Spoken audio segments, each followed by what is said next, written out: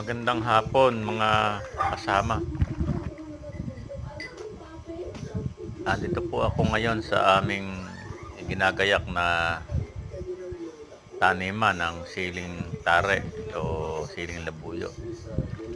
Napakalakas po ng ulan kaninang hapon, kaya po pinapawalan ko po yung mga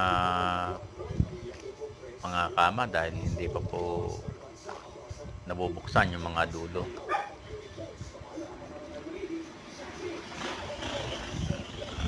Yung punla po kasi dumating na. 50 tray po yung pantanim dito. Siguro mga